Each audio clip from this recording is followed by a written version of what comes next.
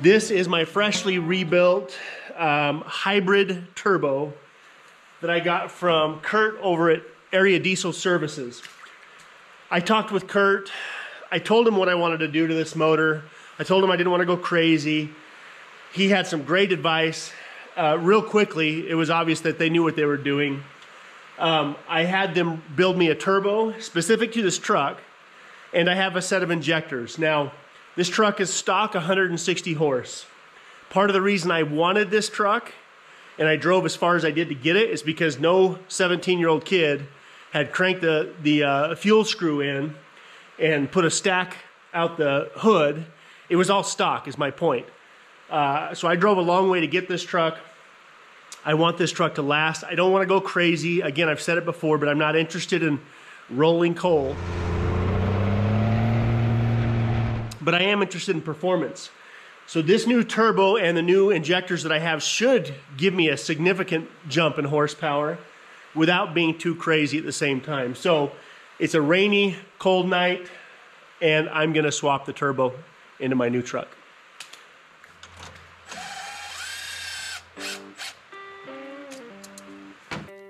Let me first say that Kurt with Area Diesel Service out of Illinois was the one that helped me figure out what turbo would be best for my truck, as well as the right injectors. And I really wanted to thank Area Diesel Service for working with me to get the right turbo for my first gen Dodge Cummins.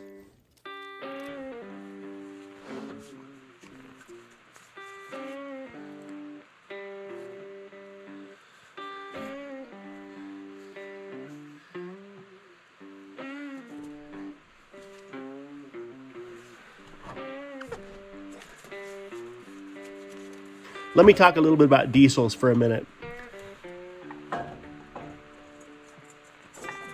I was in my early 20s when I picked up the first diesel I'd ever owned, and it was a 1989 first-gen Dodge Cummins, similar to this one.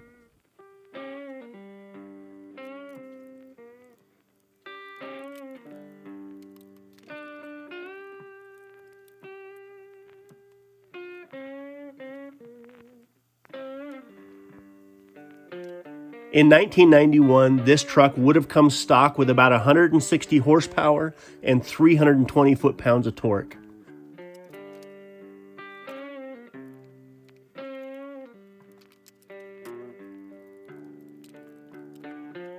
In the year 2021, a typical Dodge Cummins is going to be right around 400 horsepower and right around 800 foot-pounds of torque.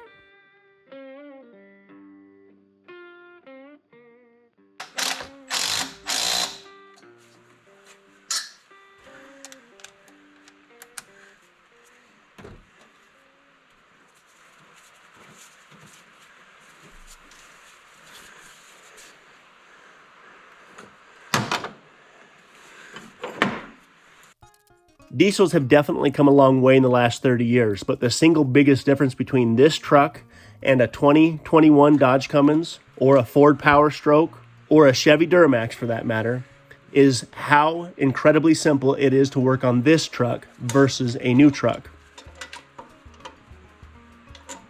There is no need for a laptop when it comes to this truck.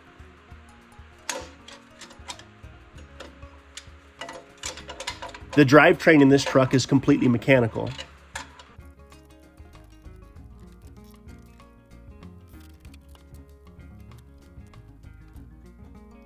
When I talked with Kurt at Area Diesel Service about which turbo and injectors would be best for my application, the one thing I clarified was that I wasn't trying to make this thing into a 400 horsepower hot rod.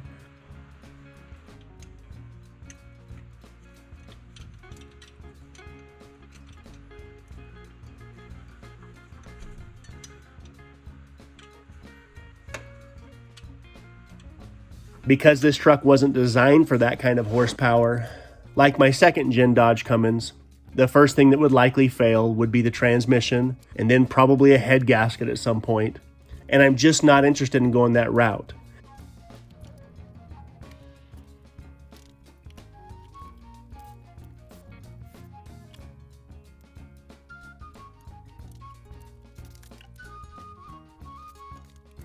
The idea behind diesels more than anything else is efficiency.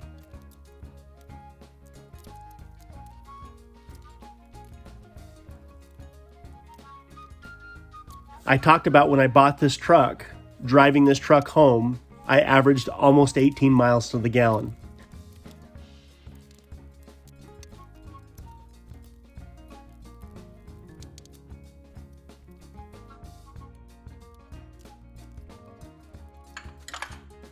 This truck weighs somewhere around 6,000 pounds, so getting 18 miles to the gallon is a big deal.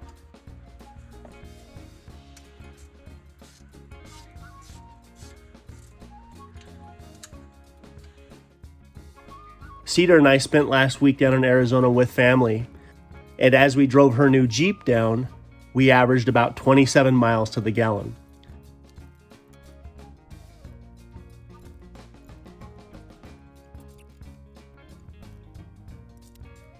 By the way, her new Jeep is 260 horsepower and over 440 foot-pounds of torque.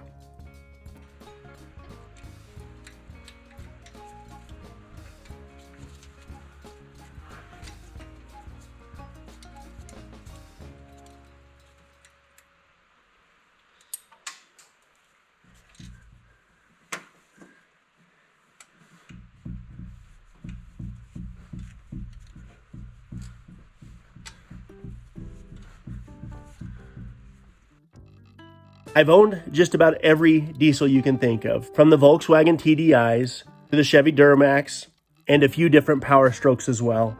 And again, the Cummins are my favorite simply because they're just so easy to work on.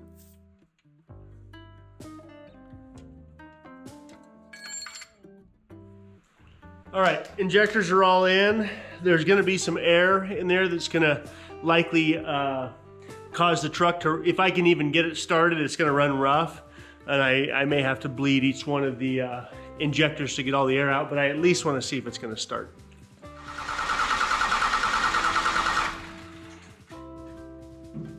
I'm going to loosen the injector caps and see if I can't get fuel there first.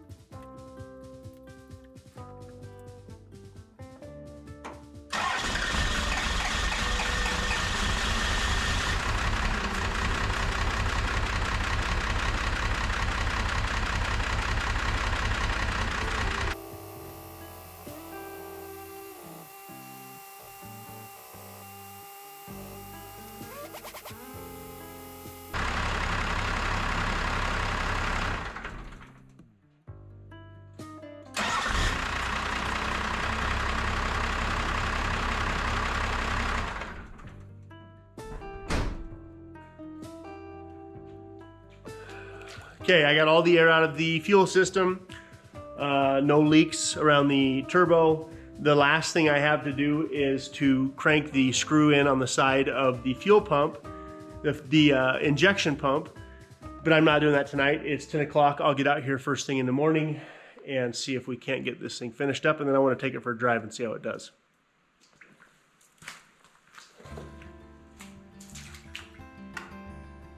The seasons are changing, and since it's getting a little bit colder, it's natural for chickens to stop laying as many eggs. We used to get about 20 a day, and now we're only getting about 5 to 6, which is kind of typical. It snowed last week, and so it's kind of confusing for the chickens. But we like to give our chickens as much nutrition as possible, especially right now. We want their shells to be hard, we want their feathers to be fluffy, you know, just those things. So we started feeding them layer pellets from Grubly Farms, and we're actually, what I'm feeding them right now is black soldier fly grubs, and the chickens love it. You just feed them like a handful a day, and they go nuts over it, but it makes them healthy and strong, and so we want to keep our chickens alive. Heath did get rid of that raccoon, and we haven't had any issues since then, so that's good news.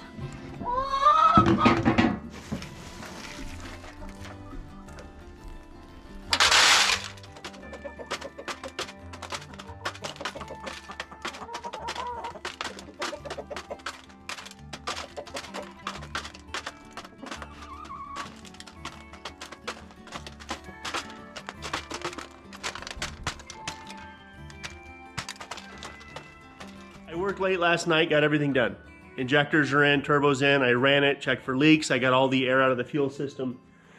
This morning I cranked the bolt in on the back of the injection pump 2 rotations. That's more or less what Kurt with Area Diesel said to do. And I think I'm ready to start it. I'm a little bit hesitant because there is a slight possibility of a runaway with a diesel engine. So I have the front of the turbo, I have the intake taken off, and I have a piece of wood that if I have to slap over the top of that turbo, will choke it, will shut it off. If you don't know what a runaway diesel engine is, search it. They're not pretty. There's major consequences to getting the RPMs up really high with some of these motors. So I most certainly don't want that to happen. So I'm going to set this board on the front of the motor on the core support. I'm going to start the truck, and I'm going to hope for the best.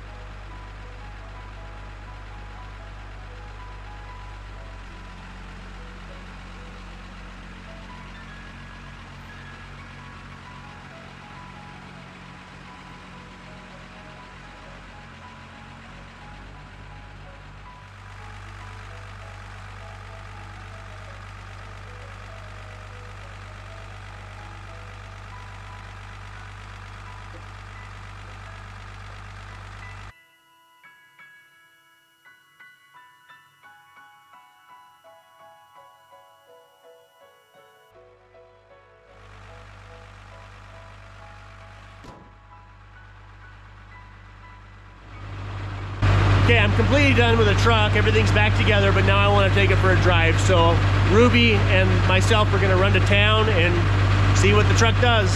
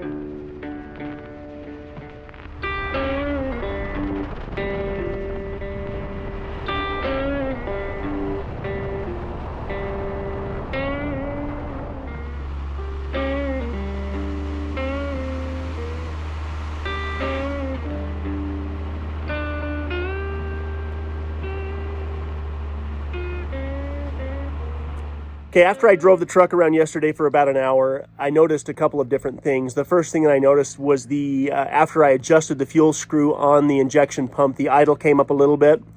But I'm going to back that screw off just a touch, because when I do stand on it, it puts down a little bit of smoke. It clears up as that turbo spools up, so it's not consistently smoking. But I bet if I back that screw off just a touch, that smoke will go away, especially when I'm towing a heavy load. I don't really want this thing to put down a whole lot more smoke than it needs to. But I can't say enough about how much more responsive the truck is. Between the turbo and the injectors that I put in it, and the slight adjustment on the injection pump with the fuel, the truck scoots down the road. It's plenty. It's easily over 200 horsepower. The next step is I need to throw a set of gauges on it so I can just keep track of what's going on.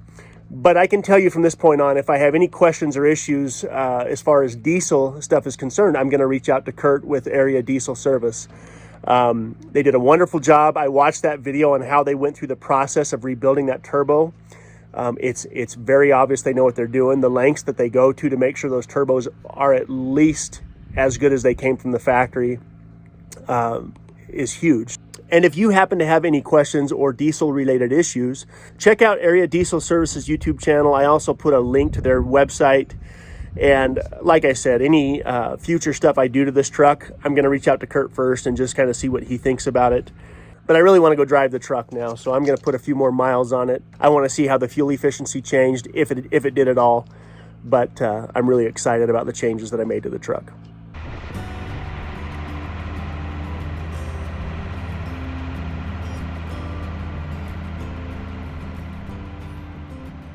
Snowfall means we are officially totally done in the garden. Everything is picked and pulled. I have probably about 4 to 5 quarts of tomatoes that I'm going to bottle, and then we will be done completely with everything from the garden for the season.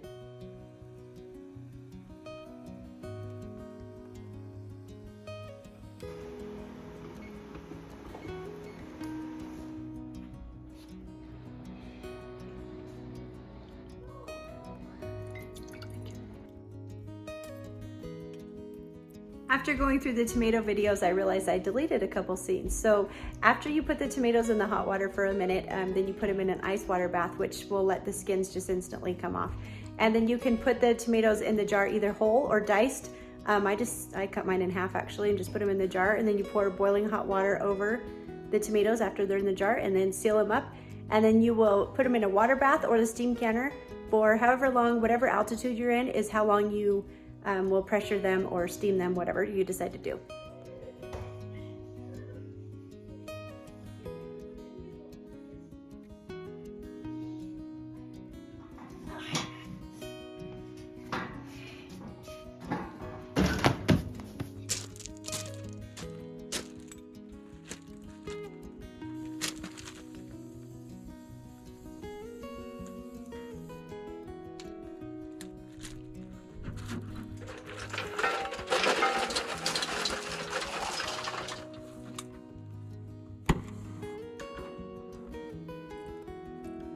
I put this bed tank toolbox combo in the back of the 94 Dodge about 2 years ago, and I never once filled the fuel tank up during that time.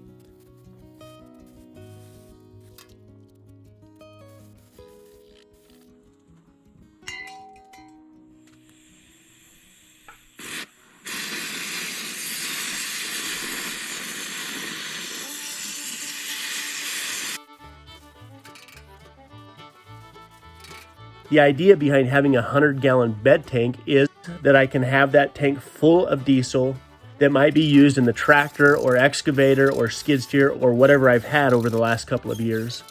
But like I said, I never once put any fuel in that tank.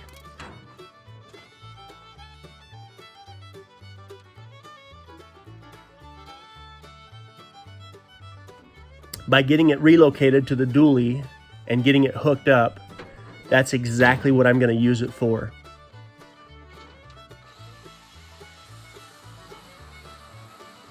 Not only will the dually ride a little better by having some weight on the flatbed, but I will most definitely keep the bed tank full of fuel and ready to use wherever it's needed.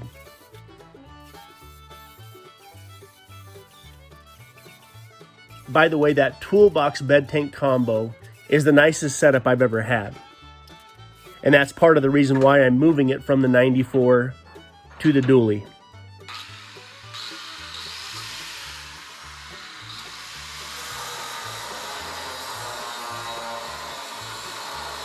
The maroon 2nd Gen 94 is just about to go away. My brother-in-law is coming up to pick it up this weekend, and so I'm in the process of getting the last couple of things off that truck before it goes to Arizona.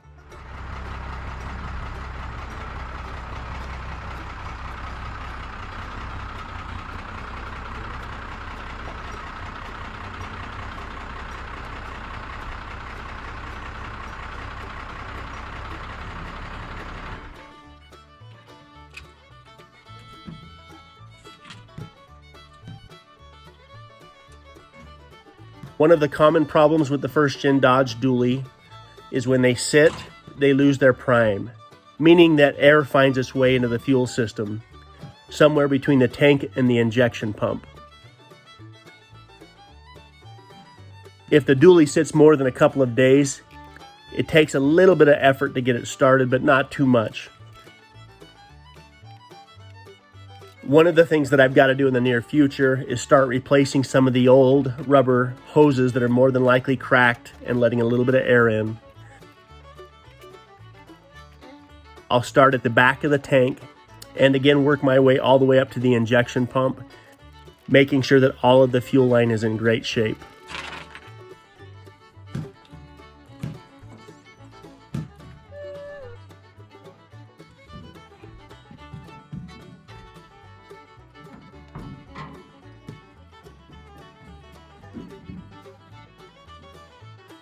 My BFG KM3 tires should be here in a few weeks for the dually, but other than that, I'm not going to do a whole lot more to it for a while.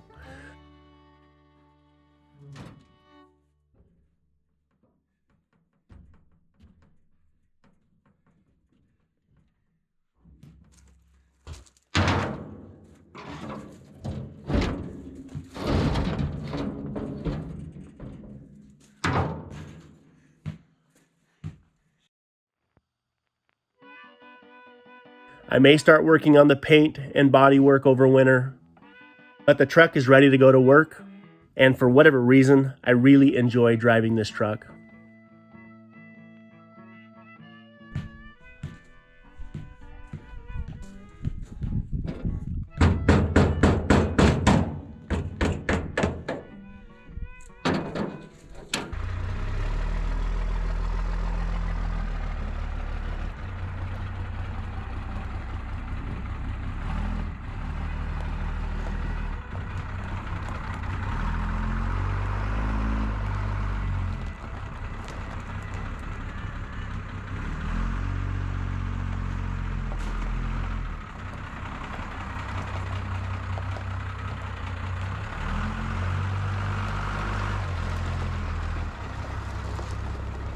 Okay, the truck runs great. I'm not gonna do a whole lot more to the truck since I got the bed tank moved over and the other stuff done. I'm not gonna really do a whole lot more.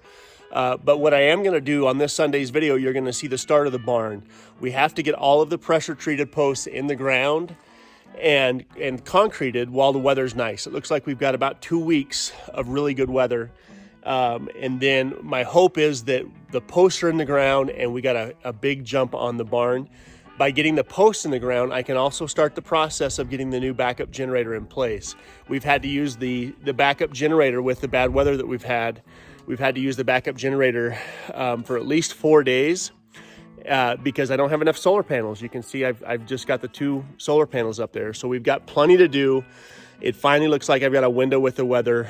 So we're gonna dive into it and see if we can't get it done.